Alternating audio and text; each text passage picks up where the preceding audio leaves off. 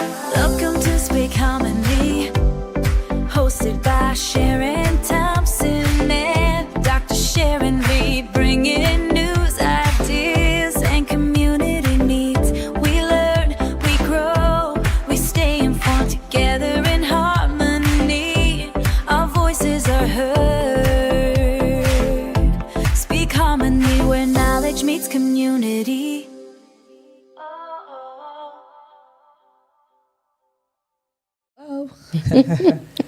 Welcome to another edition of the Speak Harmony podcast right here in APAP Studios. And let me tell you, we are live on YouTube every single week from 7 to 8 p.m.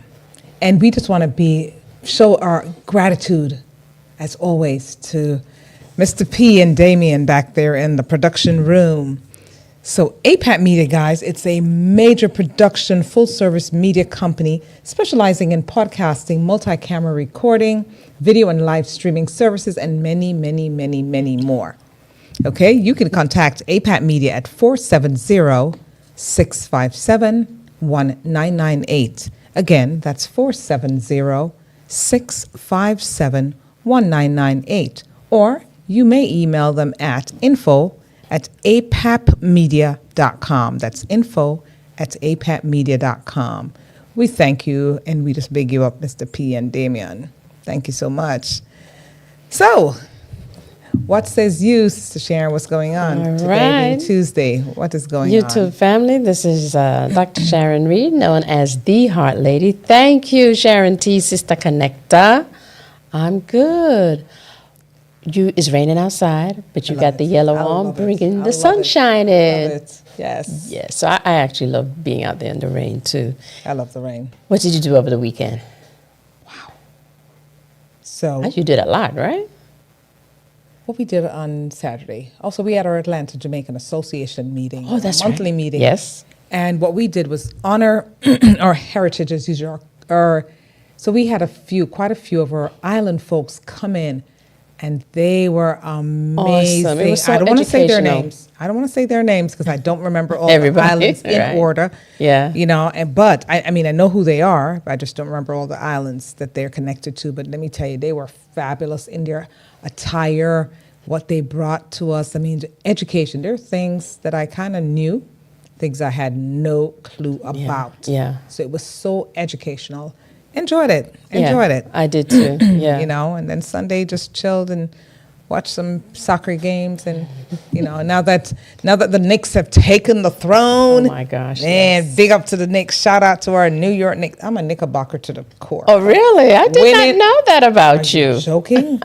I'm not one of those fair weather supporters. If they're losing, I'm on Team Knicks. If they're winning, I'm on Team Knicks. I didn't know you was a big Knicks person. Orange and blue all the way. What? Big ups. So, All right, big up what New did you York do? and New York Knicks. I did some teaching, and other than that, I'm chilled. Oh, I took my children, or my son.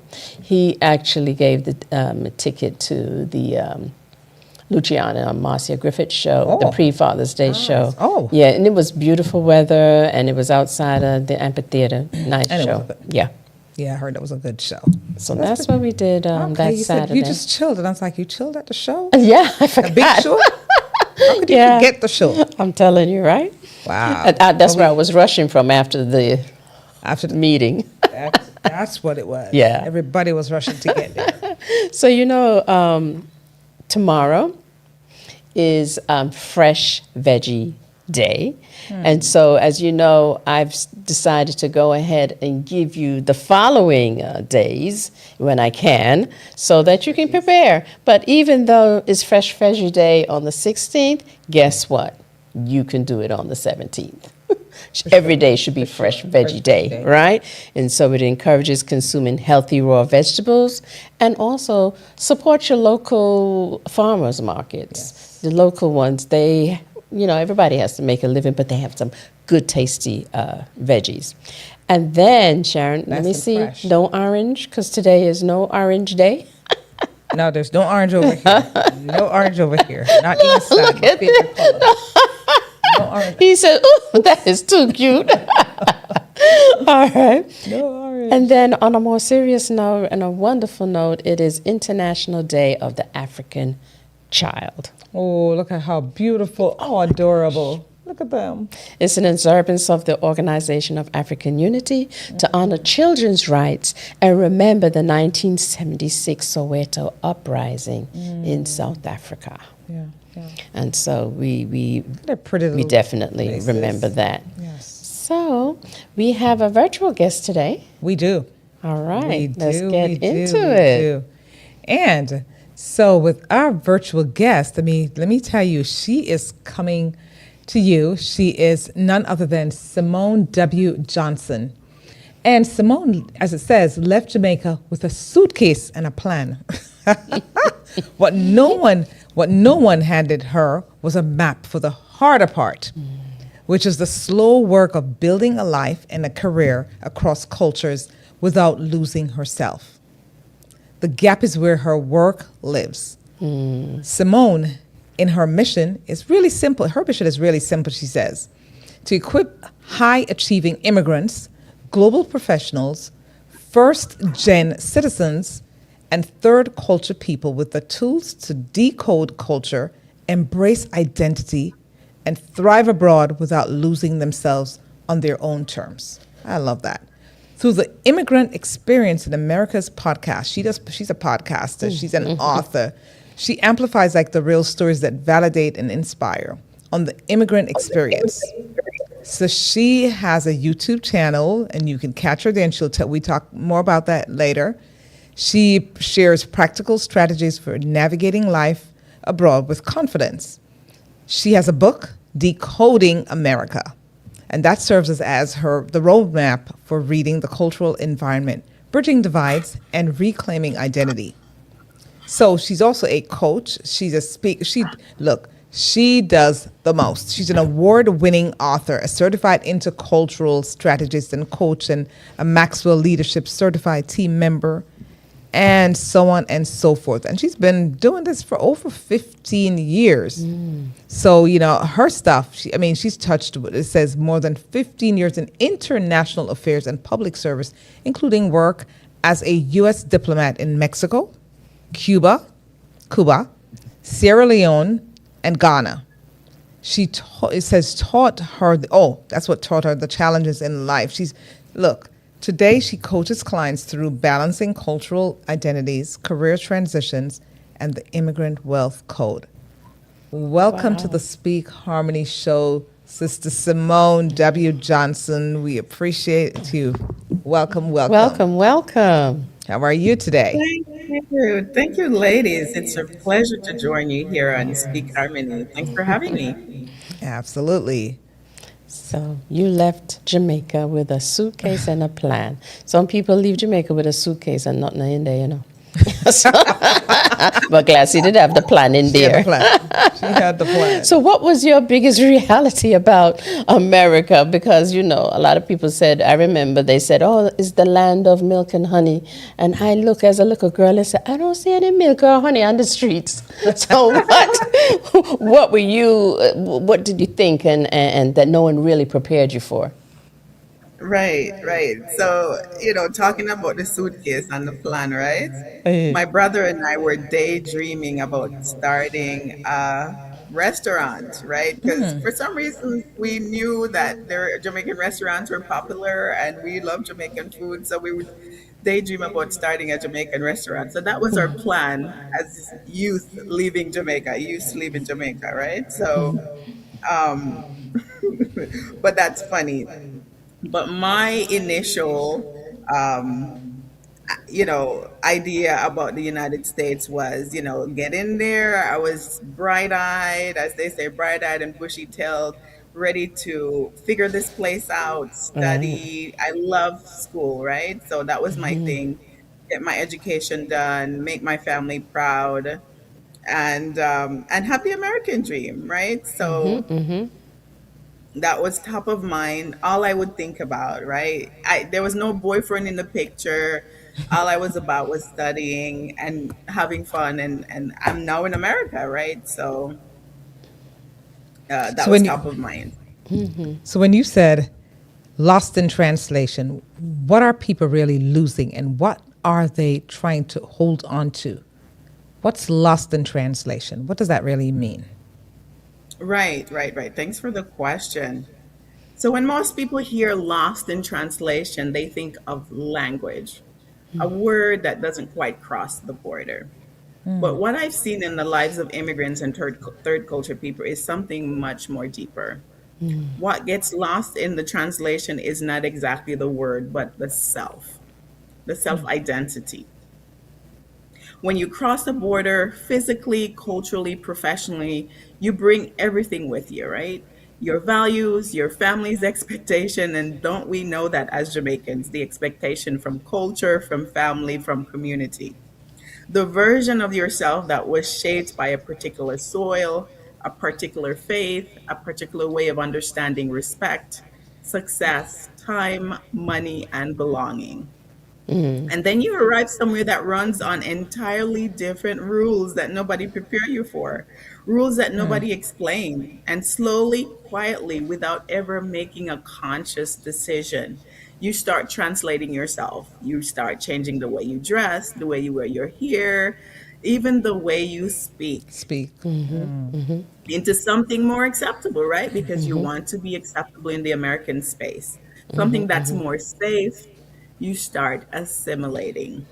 So, what people are desperately trying to hold on to is the original, that version of yourself that you left Jamaica or wherever you're from around the world, where you felt accepted, just comfortable in your skin.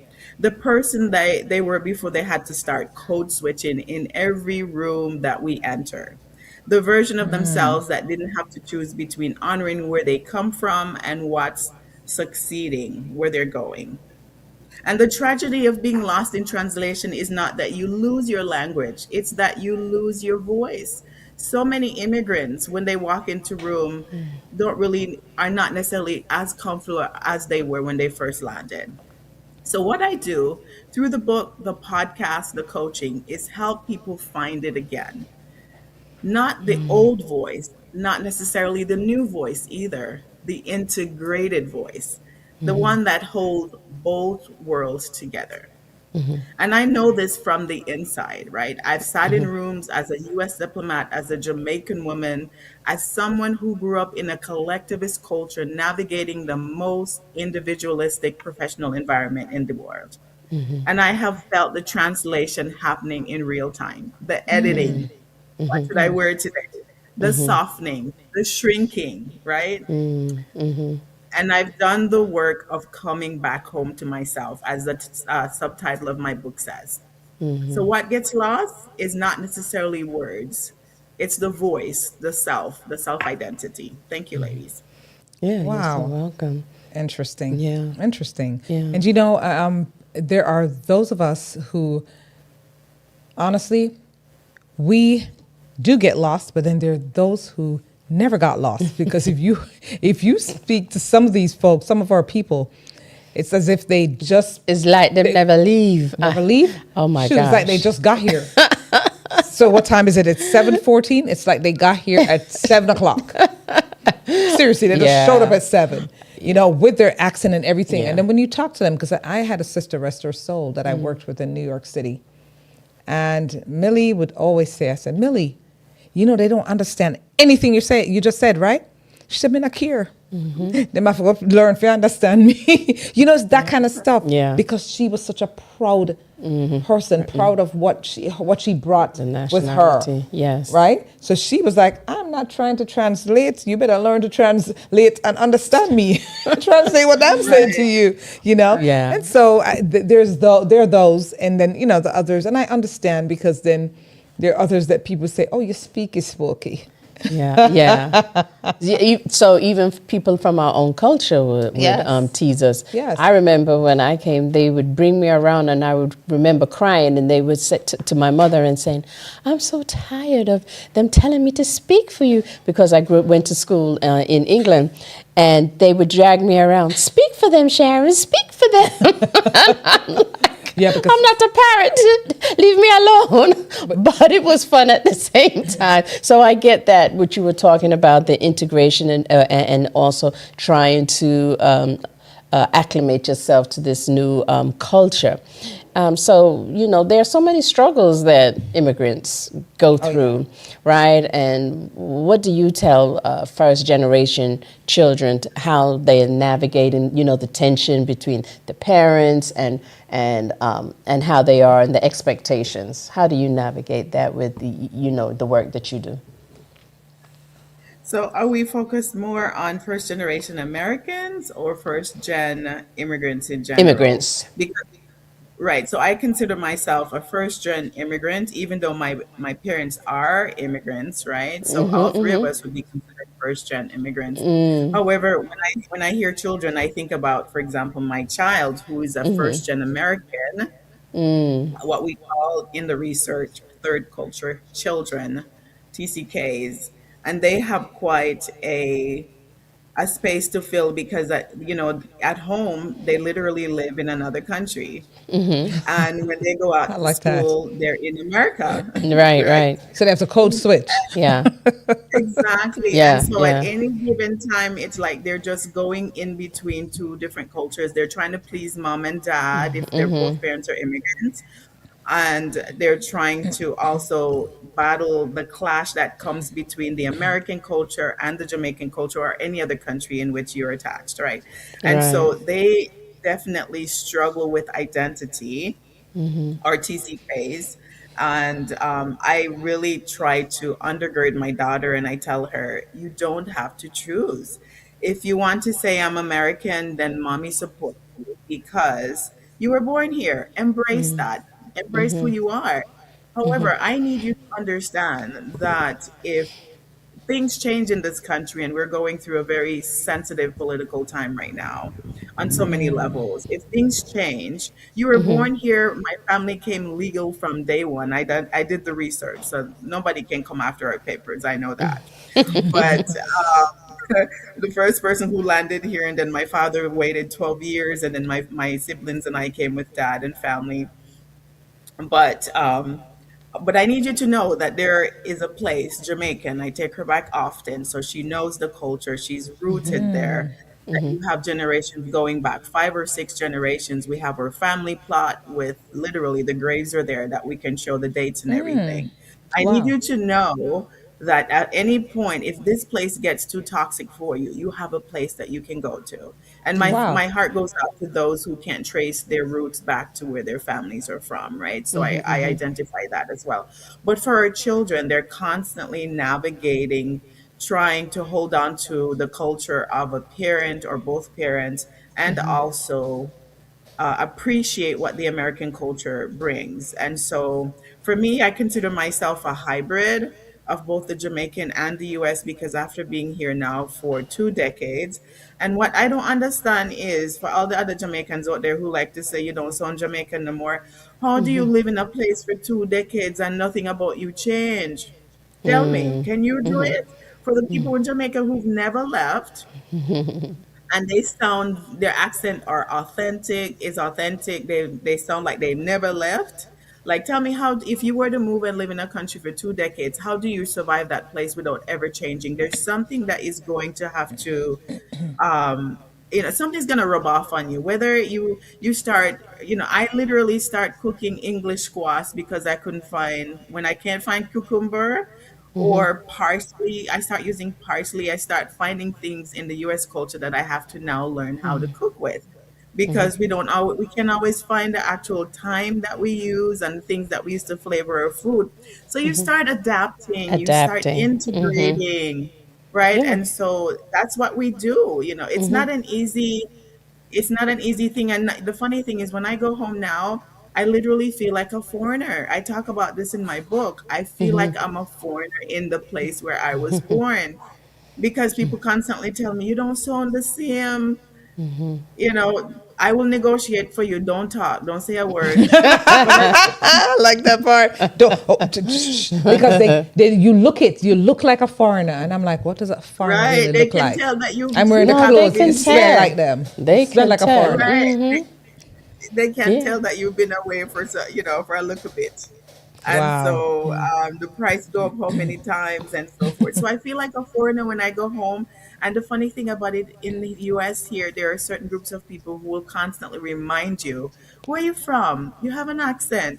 And so you never quite fit in the US either. So you're in this in between world that I call, we're third culture people. We're hybrids of either two or multiple cultures. And so through my own pain and journey, I have taken on the research and everything to try and explain my own disorientation of figuring out, so what's my identity? Who am I now? A lot of Jamaicans here like to remind me, well, you don't sound Jamaican no more. You don't sound Jamaican. And then you go home and you feel like a foreigner. So you have to now identify, who am I? I've changed. There's parts of me that's really American and parts of me that's still very, very rooted in Jamaica. And so I now have to negotiate. And you do get to negotiate who you're becoming. Exactly so. Yeah. Where did that term TCK? Because that's Yeah, I new like to me. that. Yeah, I like Did that. you Really, coin that? Yeah. Or is no, it? I would like to think, because as I pondered, I came up with the idea that you know what, I'm a hybrid. I am not fully Jamaican anymore. Parts of me have changed. And I used to say I'm a hybrid, but then I started studying culture, Edward T. Hall and others out there in the research. And that's where I came across the actual term third culture kids and third culture people. There's quite a bit of Interesting. research out there, interestingly. Wow. Tell us, so what inspired your book, though? I mean, the book that you wrote. When did you decide, you want to write this book, you want to tell it all? Tell us a little bit about that. Touch on some snippets of your book. Thank you for the question.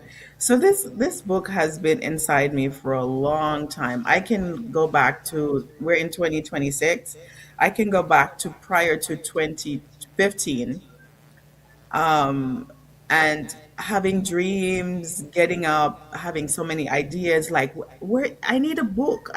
How come somebody has not written a book yet talking about the immigrant experience and what it's like adjusting to life when you're abroad? And I never came across such a book. And I thought, I need to be that person to write it because I'm having so many experiences. I remember having to literally teach myself the different levels of friendship. Like I had to over and over, when I moved away from my family and moved to the DC area, was at when I was at Department of State, constantly remind myself. So you have colleagues, so you have acquaintances, colleagues, friends, different levels of friendship, and then you have your inner circle. And so because we're so as collectivist people, we have a huge community, right? And so I constantly have to go through the mind frame of reminding myself, where does this person fall? Because I would find myself putting everybody in the friends group, but they don't necessarily see you as friends.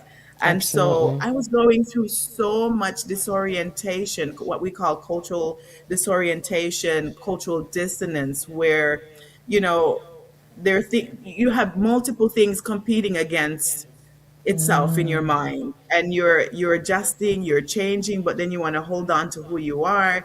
It's quite a dynamic that goes on after I'll say 5+ year, where you start determining, like, who am I becoming. And so I just literally in 2021, when my mom passed, it just hit me like a ton of bricks. I'm like, my mom is no longer here. I'm the next generation. I have a child. If I have something to do, don't know how much time I have. I need to get it done. And literally, I started my podcast November, started iterating and coming up with ideas for the podcast in November 2021, officially launched in 2022.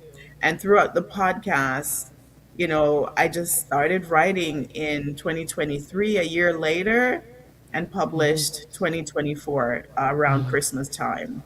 So I took about a year, and I'm telling you, there was so much inside of me that I had been thinking over the years. And through having the podcast interviews, we're now over 200 episodes.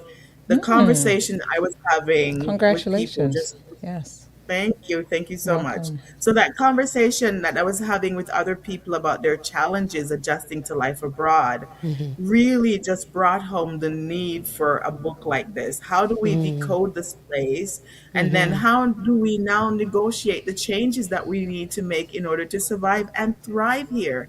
So I'm big on thriving.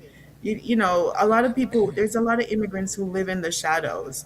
Yeah. And I've worked in the immigration space for about 15 plus years, right? So I've seen the behind the scenes of, I won't go into too much details, but let's just say I've seen the behind the scenes of people who do it legally and people who take the underground, Right. and how it basically just, it damages their reputation, it damages the culture, the Right. nationality reputation in front of certain people, let's say the legal and behind the legal framework. Yeah. And so I know that there's a lot of people here who are living in the shadows. And Right. so it can be very painful as an immigrant living abroad, the constant need to assimilate, edit yourself, trying to, who am I? And Yeah. so the book came out of my own pain of sharing some of my journeys and in really wanting people to come home to themselves. You don't have to fully assimilate and throw out Yeah. everything that you are. You get to negotiate that. So talk about decoding. What do you think are some of the unwritten rules in American culture that immigrants often discover the hard way? Oh my goodness, unwritten rules. I am still trying to write them I down, let me think we tell all you. are too. Yeah. Yeah, yeah, yeah, Right? yeah. So let me talk about, for example, what it means to be Black, right? I literally had people tell me to my face that I act like I'm white. Um, you walk in a room and just because you enunciate, pronounce your words properly, or you try to present yourself well at work, people think that you're trying to take on a certain, I don't know, but it was really sad. And so it was interesting for me. I had to learn a lot of unspoken rules about how you are accepted in the workplace and how to navigate different ethnic groups and so forth. And so that was very painful for me. And I'm losing some of my thoughts here, ladies. So That's okay. That's We fine. will. That's We fine can. because I Yeah. love, we're gonna go on a break shortly Yeah. though. And then let me tell you, when we get back, we want to dive a little deeper because we want to get back to the book and some other stuff that we need to know more about Simone and how she navigates the space that we call decoding and this whole culture, third culture. I love that. I love that terminology, third culture. So we're going to take a break, but when we get back, we'll just dive a little further down, Miss Simone. This episode is brought to you by our sponsor, APAP Media Group. APAP Media Group is a full-service creative video and photo production company specializing in podcasting, multi-camera recording, and live streaming. Contact them by email at info@apapmedia.com. That's info@apapmedia.com. Thank you to our sponsor, APAP Media Group.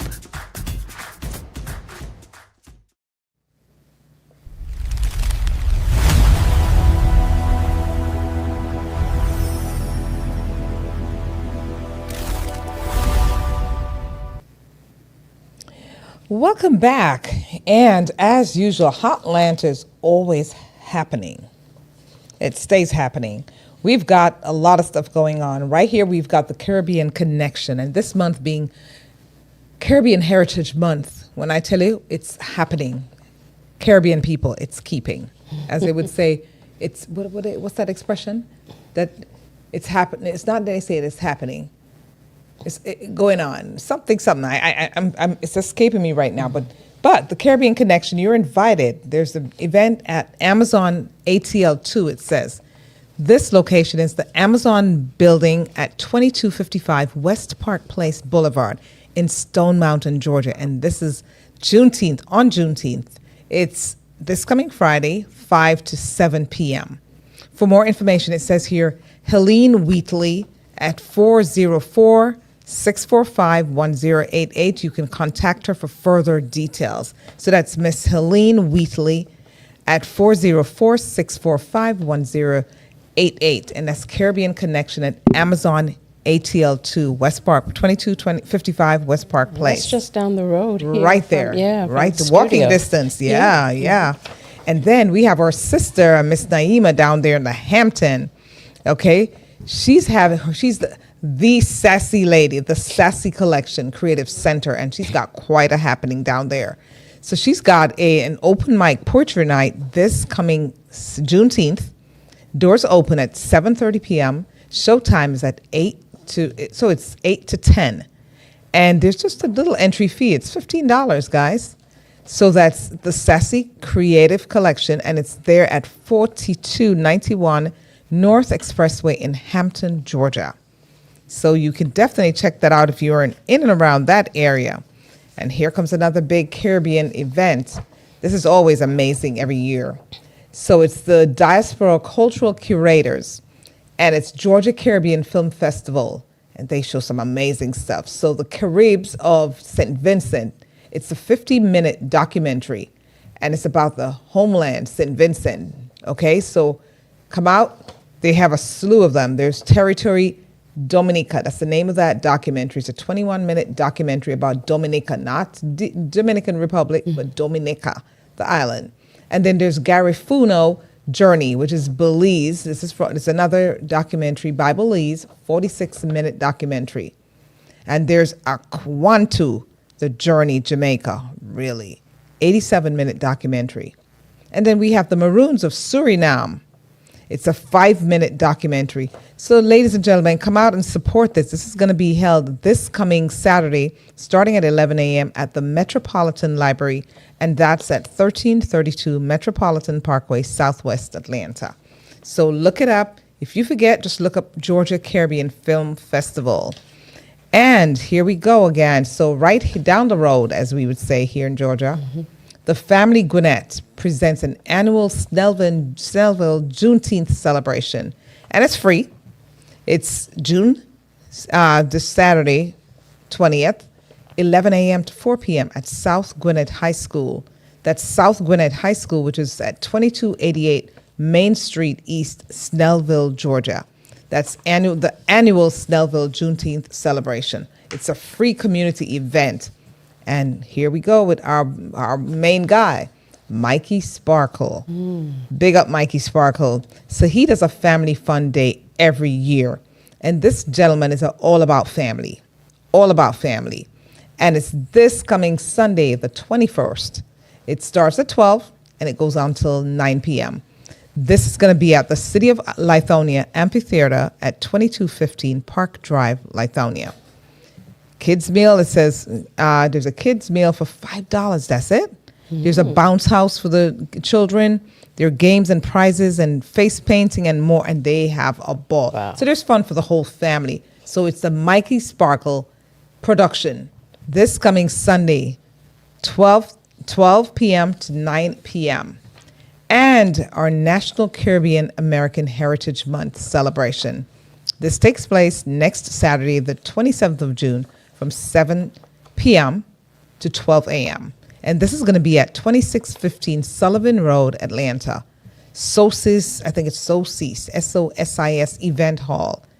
Okay, and that's at 2615 Sullivan Road. Early bird tickets just about ending June 16th.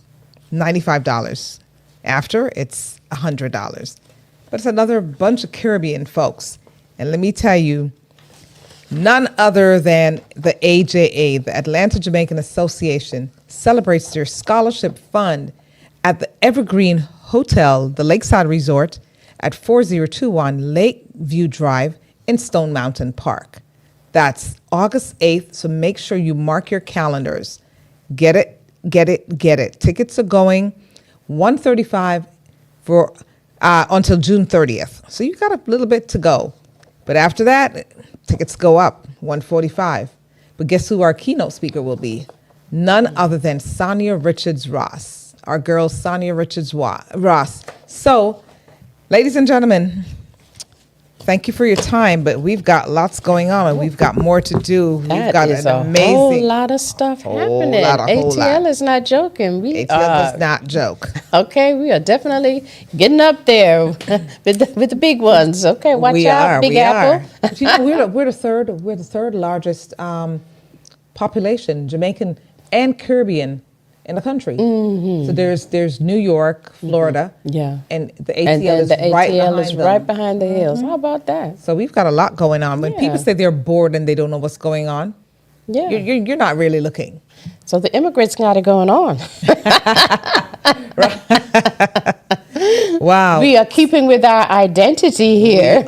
We are. So, Miss Simone, you said culture shock. What does culture shock really look like for immigrants and third culture individuals beyond adjustment? What does that look like? What is culture shock?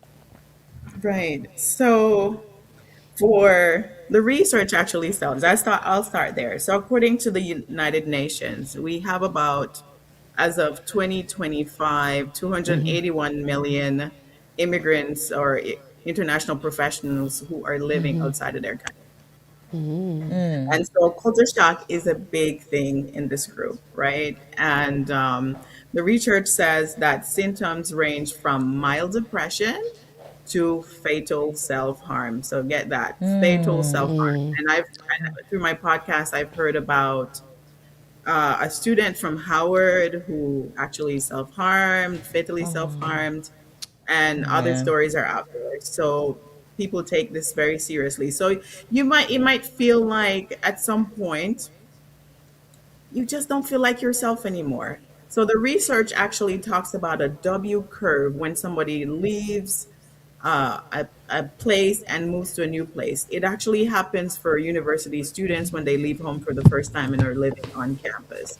The W curve basically said, the first part of the adjustment results in a high where you're excited to get there, you get there, and everything is new, you're excited, and then it follows by a drop where you're overwhelmed by all the information and of the new environment that you're taking in, right? And that can lead to mild depression where you're like, this place is too hard. I have to constantly be code switching, editing myself. There's so much to learn, particularly for immigrants. This is major, right? It happens like particularly for international students who are away from home on their own with no family Yes. in any particular country, and they have to figure out campus life. They have to figure out how are they perhaps going to be making a little money on the side, and then they have to now learn. In some cases, they're learning English for the first time. In the case of the United States, if you go to France, you're learning French. For example, there's a Jamaican lady a young lady that I interviewed who got a scholarship to go to South Korea, and she took the first 2 years to learn the Korean language, and then she went on to get a master's degree. And I can't stop talking about her. I am Oh, just wow. so impressed. Wow. Because can you imagine the pain that she must have gone through decoding that place, learning the language? Then, on top of that, she had to learn the material to get her master's degree. And it's a science master's Oh, degree, wow. actually. It's not just like, any little easy anything, right, in the arts or anything like that. Yeah. She's so Interesting. impressive. So culture shock can show up where it gets to the point where you're often very tired. And probably There's a lot feeling of fatigue. isolated, huh? You're feeling isolated because you don't quite know where you fit. You might Fit not in. be able Yeah. to find people from your own community that we call enclaves. If you're able to find, say, somebody from your nationality and you're able to connect, then that kind of eases the adjustment. But if you're in an environment where you're the only one, or you might be disconnected from people who might be in the same city, but you don't know where they are, it can lead to mild depression that shows up in fatigue.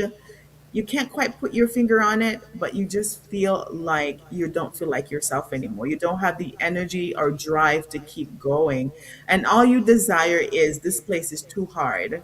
I want to go back home. And Oh, so yeah. that's where the other part of the W is you perhaps might take a trip home and you're excited again, and you're like, okay, it might not be so bad, and you go back to the new environment, and at first you look at the lay of the land and you figure out, okay, I'm making a few friends here and there, maybe I can give this a try. And so over time, you can go on highs and lows as you go through that whole adjustment, cultural disorientation, cultural dissonance of negotiating your accent, how you show up at work or at school, how you dress, what you eat, and the challenges that come along with the constant reminders that perhaps your accent might not be easy to understand, and you need to constantly be editing yourself, code switching, depending on the rooms that you find yourself in. Yeah. Well, like you said, like she says, editing yourself, Editing. code switching, and what I tend to find a lot of people. I mean, that's human nature anyway. You tend to gravitate to what's simpler, what's similar, what seems comfortable. Because I mean, when a lot of students, international students, especially when they go to school, they tend to find other international students. That's the first rule of thumb. Find people who you can relate to. The language barrier, the this, the that. You have things in common.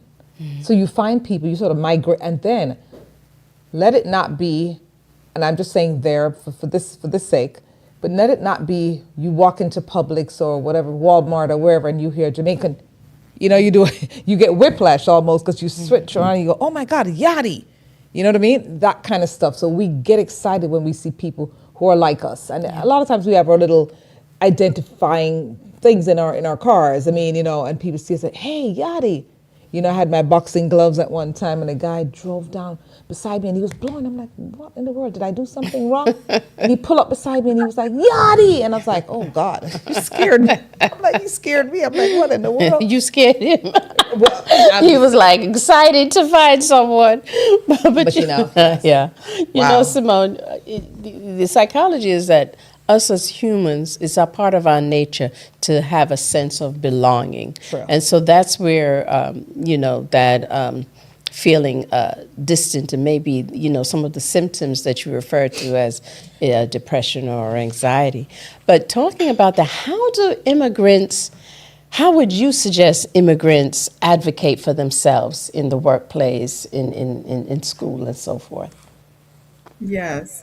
So that's where the previous question that you asked me before we went to break, and I was just, my mind just like flushed and left me there. Yeah. So some of the unspoken rules, and one of the big one when you talk about advocate for yourself is the fact that you have to learn to toot your own horn. My gosh, that has been quite the challenge for me because in collectivist cultures such as Jamaica and in other places in Africa, Asia, you do your work, right? As one of my podcast guests said, like in Nigeria, for example, if you know your stuff and you can produce your work in university or in high school, you don't need to say a word. Your work will speak for itself, right? You do your work, you get your high score, and that speaks for you. And so people, if you toot your horn too much and self promote, people think you're arrogant. Arrogant. And sometimes you get attacked for like just being too showy and things like that. But in the United States, you better learn to sell yourself and toot your own horn, or you're going to be passed over for promotions. On the university campus, maybe not necessarily as demanding, but when you get into the work world, it is a must. In many cultures, humility is a virtue and your work speaks for itself. But in America, visibility matters, self advocacy matters. All right. People don't automatically know your accomplishments and who you are. And so we have to learn to speak up and to say who we are. To in some spaces, you both are doctors, like you leading with that to say this is who I am professionally and so forth. And sometimes it gets you into spaces, it gets you into conversations. And so that's something for somebody who's coming from a collectivist cultural perspective that teaches you about humility and to clothe yourself constantly in humility and let your work speak for itself. It's quite the transition to now learn to constantly speaking about yourself, and it can be very uncomfortable. And it was for me. I had to learn that in the workplace, that if I'm doing the work and nobody knows about it, it doesn't matter. And so Wow. you will constantly be overlooked for promotions if you are not, if the people who are important, who are making those decisions, don't know. So learn to sell yourself, and that's a big way of advocating for yourself at work. Networking is another one, right? Like going out to the happy hours after work, maybe at a 5 or 6 o'clock happy hour, hanging out with colleagues. There's a book out there that's called The Secret Handshake. And a lot of times that's where a lot of business deals, that's where promotions, that's where people get to know you better. Because when you're at work, a lot of people have on a certain face. And so when you can let down, take that hat off and be more Yeah. friendly, and Yeah. be in a different environment, perhaps at a happy hour Yeah. or at a ball game with your colleagues, that's where they get to know you a little Yeah. bit more. And so immigrants are encouraged that a part of the advocacy, self advocacy, is the self promoting, the networking outside of work, Socializing. and Yeah. So, socializing. And so, yes. Simone, there's a lot to uncover, a lot to unpack here. But what emotional challenges would you say immigrants face that are rarely discussed publicly? I'm sorry, repeat that for me. What What emotional? what emotional challenges would you say that immigrants they do face? Okay, that are rarely discussed publicly. I mean, what would you say are some of those emotional challenges that we don't Okay. really acknowledge, we don't speak about Right. So publicly, that part of is. it is, right, holding on to your identity, right? And the crisis that goes on. Like, so you come and you realize that, you have to perform at work. It's a very demanding environment in a place such as the United States, where it's a very individualistic culture. It's about work, work, work. Our lives are built around work, and then community comes second or third. And so it's about holding on to yourself, inside of the fact that you have to give so much of yourself. And sometimes you lose connection with your community, right? And so a lot of times the self erasure, the pressure to assimilate, and the turmoil that goes inside of you to constantly be hiding behind and always code switch and presenting a new face. And a lot of times we don't talk about this. And so that's why my space exists, to hold space for this, some of these emotional experiences that we're going through. The pressure, for example, to continuously support families back home financially while you're trying to hold space for your own life, for example, in the United States. And we all know just how expensive things have gotten. Like real estate in the US has just gone through the roof I would say decade, 5 to 10 years. And I know it's happening in Jamaica as well, right? People say if the United States has a cough, Jamaica, for example, Has has the flu or pneumonia. something like Yeah, that, yeah. right? Yeah. So the Yeah. real estate values in Jamaica have gone through the roof as well. So, but there's a lot of financial anxiety of sending money home and trying to really to build wealth here in the United States and balancing that. Another one is setting healthy boundaries with family and cultural expectation. So, for example, people might still expect you to continue to send however much money to support a family member or someone in the community. I interviewed someone from Nigeria who said when she was single and in the UK, she would work, say, $600, and maybe about 50% of that went home back to Nigeria Yep. to support a family. Yep. And the reality of that is that sometimes there's so much manipulation that happens from the other side. She later found out that the people who she was sending all this money to, year after year, that supporting someone to go to school, that they ended up were building a second home with all that money she was sending home. So she's here in the US sacrificing, buying non-name brand items, and there people are calling her to say, "Can you send me an iPhone? Can you buy this certain kind of name brand thing and send it to me?" When she's in the UK sacrifices and she's sacrificing and Yeah. not necessarily buying name brand For shoes or whatever. And herself. we exactly. And we go through that as immigrants as well. We sacrifice when we're in the US because we feel like we we have what we call, what I would say is survivor immigrant guilt. Like you're in the land of opportunities. Things are not as hard as they are perceived to be in Jamaica. And so there's a lot of challenges Yeah. that comes with that. Yeah. So setting healthy boundaries, people really struggle with Yeah. setting healthy boundaries, learning to say no, I'm sorry, I love you, but I can't do that. Yeah. And learning to protect your own emotional health, your own emotional space. To say, I'm sorry, I can't be on call for you. I have work tomorrow. There's so much demands on me as a single person, as a married person, for example, having children, raising children in the US. In Jamaica, we would have aunties, cousins, so many people in our The village. community to Extended help us. The village. family. Yeah. Yeah.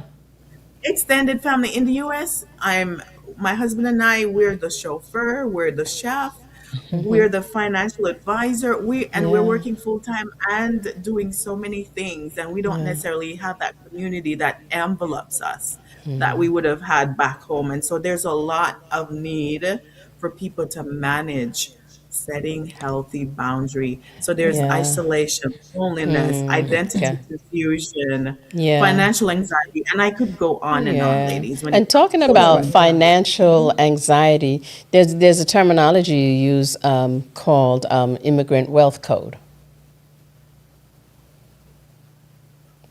Yes, yes, yes. So that is where I have put together a coaching program and coming up a course to help guide people to decode the US financial system. I have a panelist that's going to be at my upcoming Sip and Share on June 27th. He's only been in the US for 11 months, rather, for 11 months. And he's a pastor, has 37 years of experience in Jamaica being an educator. He's taught at high school. He's a math teacher, very well qualified man, young man, not young man, but gentleman. He and his wife are educators from Jamaica, and we know how well our teachers are trained in Jamaica and how well they're equipped to, yeah, we're all products of that system, and I'm so grateful for it. Of So course. he And said tell us he a little didn't bit more necessarily about that. want When is it he going to didn't be? necessarily want to come because he put off his brother applied for him, and he put it off until the last minute when his green card was about to expire, and he made the decision when his wife came. But they went through so many challenges buying their first car, finding they were in an Airbnb for a certain time until they were able to get settled. So it's been a lot of 11 months of challenges. And so learning, and the person that he dealt with at the car dealership, I was like, when we heard the story, I'm kind of like, I wish we could have spoken to you before you bought that car, for example. So, Yeah. there's a lot of scams and things that Yeah. target immigrants because they don't understand the US financial system, and learning how to build your credit score from scratch as you're starting over That's right. as a professional, learning how to participate in employee benefits that are available to you at your job, how to participate in the stock market and how to buy stocks, how to put money aside, and most importantly, how to balance sending money home and making sure that you're taking care of yourself here. There's so many stories of people who send money back to build homes.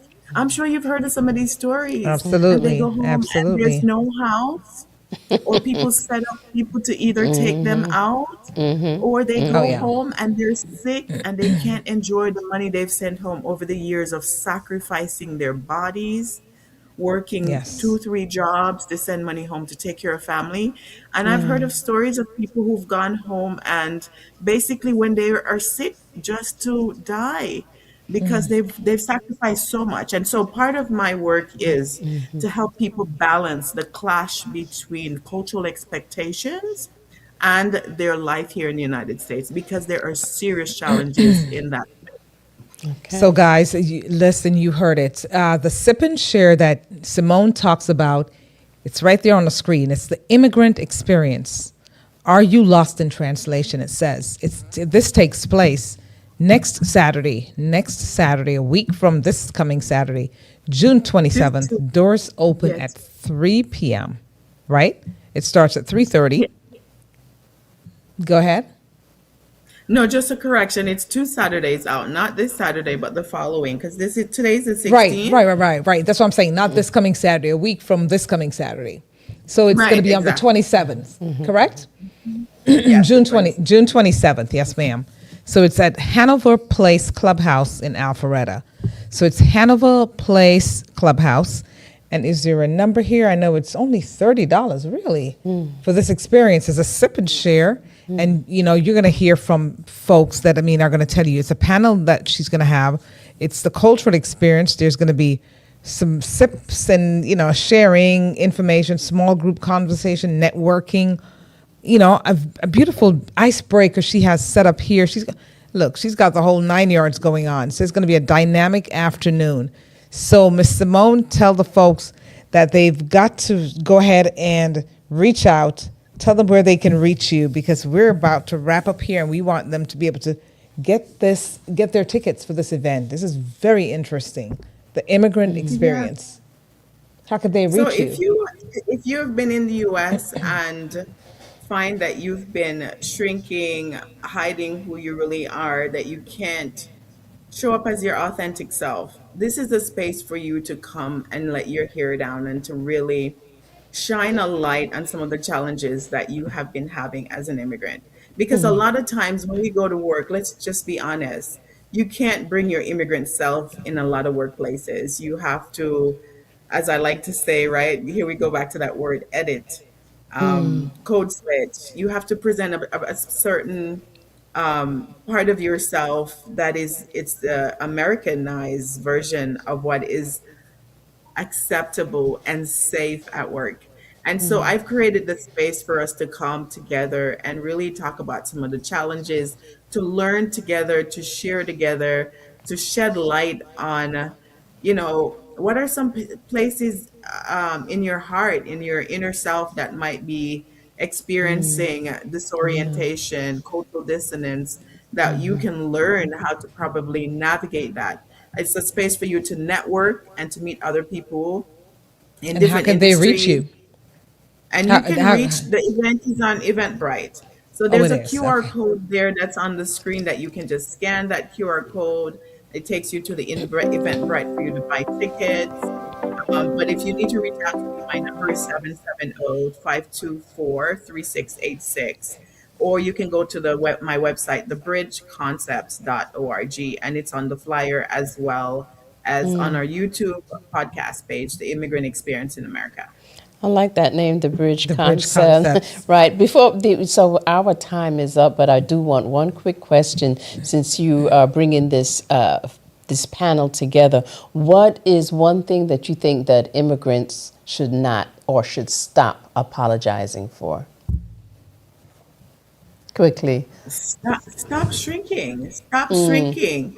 My book highlights the fact that you bring a culture and you're a hybrid of your birth country and your adopted country is a superpower.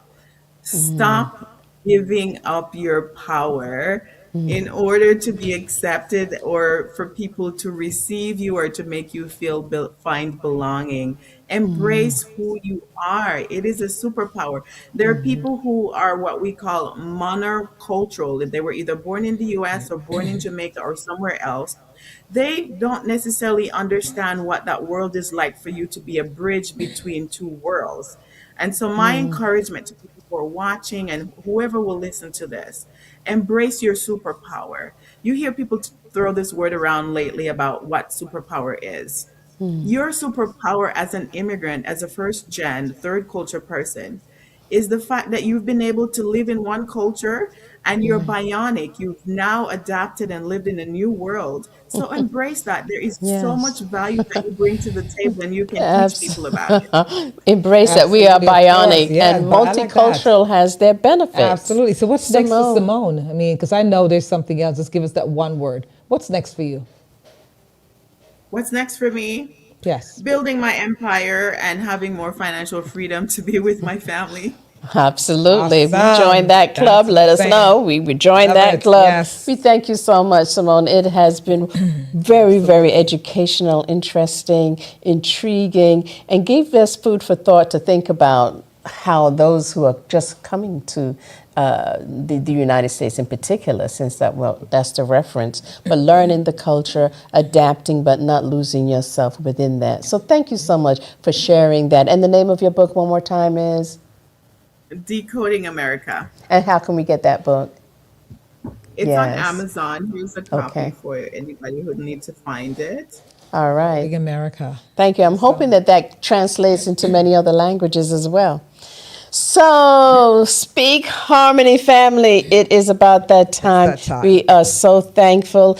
You know, we had a great show, and it is time to go.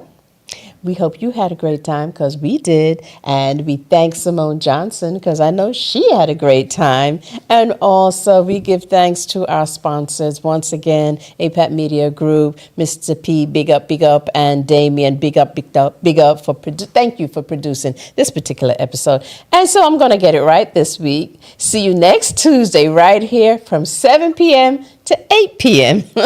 Until then, keep speaking harmony into your life. And Sharon, what do they need to remember? Always remember to like, subscribe, and share. And see you next week. Same time, same place. Thank you for all who joined us online, by the way. We've got to add that. Beautiful. They talk about health, they talk about care, sharing tips, they got us without a care. Thank you for listening, you're the best. See you next week to keep the